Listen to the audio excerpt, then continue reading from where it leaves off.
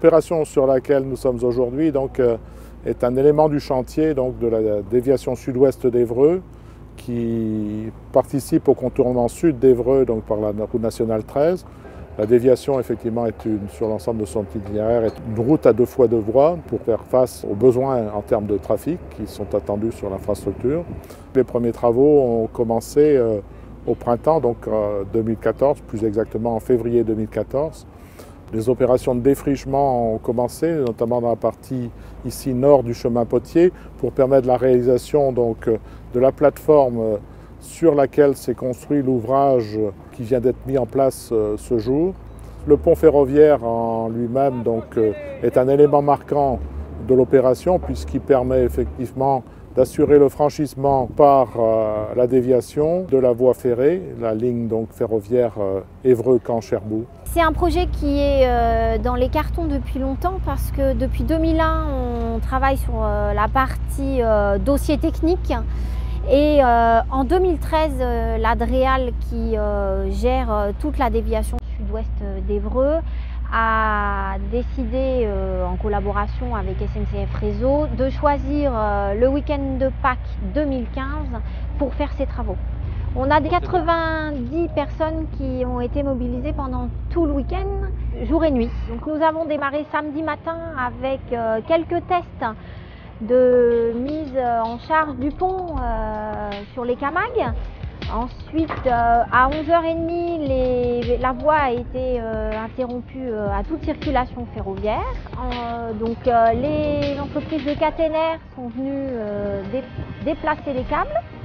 On a eu l'entreprise voie qui a coupé les voies, enlevé les parties de voie.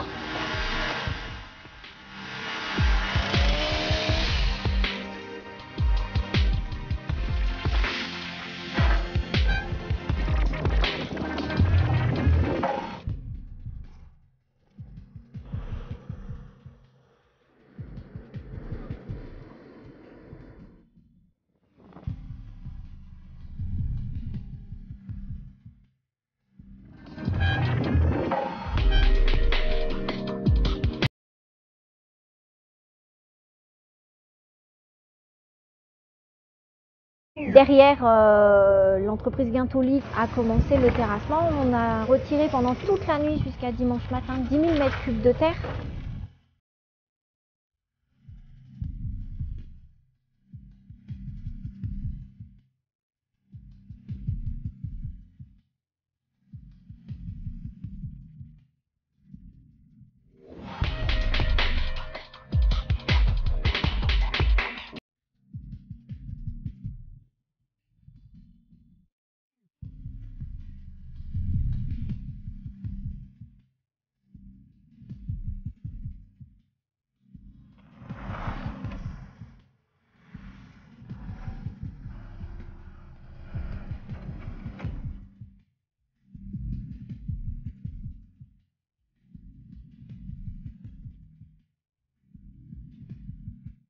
Le pont fait 45 mètres de long, 12 mètres de large au niveau de ses fondations, 10 mètres au tablier et une dizaine de mètres de haut pour 2350 tonnes sans équipement et on a rajouté 150 tonnes de ballast dessus. On avait une quinzaine d'hommes sur site pour la construction. D'abord, on a commencé à le construire au 15 décembre pour arriver à une fin de bétonnage début mars, soit un mois avant le déplacement de l'ouvrage, pour avoir le temps de faire les étanchéités et équipements nécessaires à l'ouvrage. Guintoli a utilisé des méthodes par GPS au niveau de ses pelles pour permettre de rentrer l'ouvrage à 10 cm près entre les terrassements. Alors l'opération de Camag, c'est des remorques automotrices, elle est courante à la SNCF, c'est quelque chose qui est de tradition vu les contraintes de circulation qu'ils ont. On supporte l'ouvrage avec des remorques qui sont asservies complètement. Chaque pneu a la même pression au sol, ce qui permet d'avoir une uniformité au niveau de la répartition du sol et elles sont automotrices, ce qui permet de déplacer l'ouvrage sans aucun souci dans toutes les directions et le poser à quelques millimètres près à l'arrivée.